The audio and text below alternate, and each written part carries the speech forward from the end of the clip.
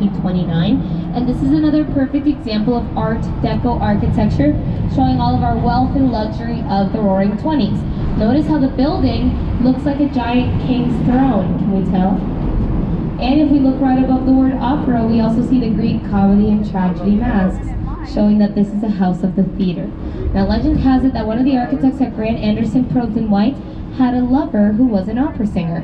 But she was a terrible opera singer, and she wasn't getting hired by any opera house in New York. So we built her an opera house in Chicago instead. So guys, get you someone who builds you an entire opera house to show their love for you. Never settle. It's good advice. Now, this building was completed in 1929. If we remember a little bit about American history, we know that was the year that the stock market crashed and we entered the Great Depression. Eventually, we also went on to World War II. Now, I call this time period the dark ages of Chicago architecture because for 27 years, from 1930 to 1957, practically nothing was built in this city, and once we started building again, the buildings look like the one on the right, our Gateway Center 1, which is inspired by German architect Mies van der Rohe. Art Deco was out and modernism was in. It's the 1950s now, and if you want an office building, that's exactly what you're gonna get. Big black boxes made of steel. These were cheap, these were easy, and these were boring, right, compared to Art Deco. But we have to remember this is intentional. Mies van der Rohe created a style of architecture that was simple, but sleek and sophisticated. He was actually the guy that originated the saying, less is more, talking about these big black boxes.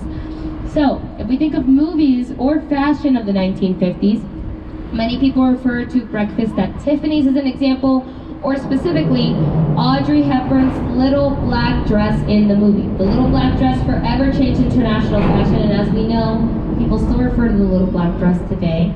And if we look to the right, you'll notice that these buildings have a very similar design to the little black dress. Yes, they're simple, but they're elegant, and they're able to be recreated all over the world, and they were designed during the same time period, everyone. We'll notice how pop culture, fashion, architecture, music, they're always influencing one another. Now, once we get to the 70s, Woodstock has happened, civil rights movement has happened, we listen to disco now, we're tired of big black boxes, right? We want something more exciting and revolutionary, so we start building big white boxes instead. Yeah, not as exciting as we'd hoped, right guys? But more money in the economy meant more variance in the materials. Now this building coming up on the right is referred to as an international style building because it was said that in the 70s you could pick up any building that looks like this one, set it in any city across the world, and it would fit the architecture of the time. So, what does that go to show? That teaches us that in the 70s, finally American architecture is being put on the world stage. We're starting to take, countries are starting to take inspiration from us instead of us taking inspiration from others like we had done in the past. And then we get to the 80s where we have big hair and shoulder pads and the birth of jazzercise and hip hop. Obviously that's going to impact our architecture too, like this building that we see on the right. As we can see, we're finally getting away from big black boxes by adding curves. This is called curvilinear modernism, and it shows us we're having fun with design again in the 80s. And if we look across from that, we see a giant map of the Chicago River with a big red Lego piece that is a giant "You Are Here" sign. So, if any of you ever get lost in this city, if you can find your way to 360 West Wacker, order your Uber from here. But notice to either side how we're having fun with design again in the 80s. This is eventually what leads us into the contextualism architecture that we recognize today. So that's a little bit about the evolution of how we got to be where we are today in architecture. But if any of you have seen the movie Batman: The Dark Knight Rises, you might recognize the next building on our right as Gotham Bank in the movie. This is officially our post office, and it was the largest post office in the world upon completion in 1930. Now, why did Chicago need the biggest post office in the world? Long before Amazon.com, that I know we all can't live without today, right? Did you know there was already an idea that you could order something from home and have it shipped to you? The catalog, guys. The catalog started here in Chicago with Sears department store. We needed a place big enough to be able to ship all of these products to the American home. But what have we learned about the Roaring 20s? We're showing off all of our money, right? And we overdid it because this post office ended up being 10 times larger than the design intended. It was a nightmare. It was counterproductive. There were reports that it was taking longer to get from one side to the other than it was to ship a product across the country. And we know that since the start of the internet in the 90s, there's really no need for this big of a post office in the city. So the building has been abandoned for over 25 years. And it wasn't until 2018 that the city announced it will finally open its doors again in 2021, but as a Silicon Prairie. So just like the Silicon Valley in California, companies are going to use the post office as their headquarters. We might actually know some of those companies like Uber and Walgreens, amongst many others.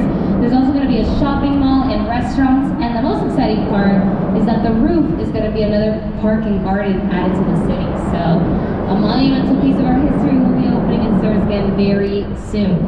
And now that we are on the south branch of the river, we'll keep exploring how the city is going to evolve and change. You guys might have noticed that over the last 10 minutes I have talked a lot about office buildings. But now that we are on the south branch, there's a change in our agenda. So to the left, we're going to be looking at a development of what will eventually become 24 entirely residential skyscrapers just on the south branch of the river, which means that over the next 10 to 15 years, that's about 100,000 apartment units just added here to the south branch. And we'll see once we cross the bridge that the Riverwalk is expanding. It's set to expand all the way to Chinatown down the south branch. So very exciting that after having a history of ignoring the river altogether for all of these years, Chicago residents are now wanting to live by it, and they're making it a part of their daily life, which is not something that could have been said even 15 years ago. Now, straight ahead on the left, that snake or honeycomb looking building is called River City. And it's given to us by the same guy that gave us the Corn on the Cob Towers, Bertrand Goldberg. Now, as we can see, that city within a city concept is alive in River City as well, but we're having a little more fun with design in the 80s. Now, the city within a city concept of Bertrand Goldberg's really resonates well with all of Chicago, since Chicago is known as the city of neighborhoods. There are over 77 neighborhoods in this city, and each of them have their own little cultural aspects. So, speaking to those who do not live in Chicago, if you ever get the chance to leave downtown, I definitely recommend doing so, because you really do feel like you're part of your own little community in every neighborhood. And I think that's my favorite part about this city. It really feels like a big city with a small town hold. But seeing as we are in this storybook of architecture, I can't let any of you leave the Evening Star without me telling you a little story myself. And that is the story of the Great Chicago Fire of 1871. Now this story starts how all the best fairy tales start, with a cow. The cow's name was Daisy, and her owner's name was Mrs. Catherine O'Leary. Catherine O'Leary was an Irish Catholic immigrant that lived in this city, and she would always leave a little lantern by Daisy's side to keep the cow company throughout the night. But on the night of October 8th of 1871, a windstorm came through the city of Chicago and scared poor Daisy the cow. She accidentally kicked her lantern down. That lantern set Mrs. O'Leary's barn on fire, and as those 25-mile-per-hour winds picked up, it set Chicago on fire as well. Now this fire burned for 3 days, everybody, from Roosevelt Road that we see straight ahead on the bridge, all the way to Fullerton on the north side by Lincoln Park. It crossed the river twice, and it killed hundreds of people. It also left over 100,000 people without homes, which was a third of our population at the time, as Chicago happened to be the fastest growing city in the United States, thanks to the meatpacking industry.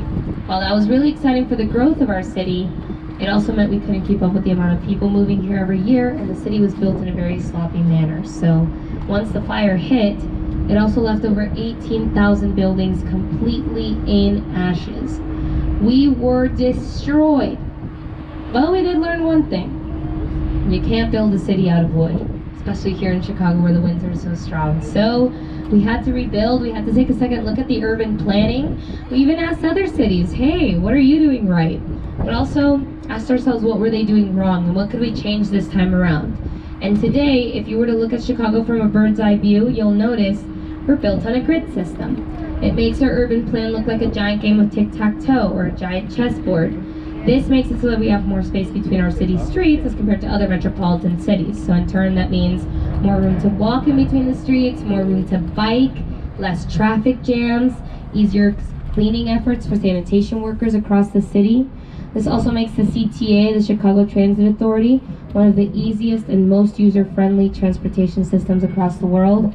And this was really all thanks to the Chicago fire. And in order to celebrate that we had finally come back from the Chicago fire, Chicago got to host the 1893 World's Fair. And this was a big deal, everybody, because this was the first American World's Fair, and it was held here, as opposed to New York or Boston, which were way more developed cities than us at the time.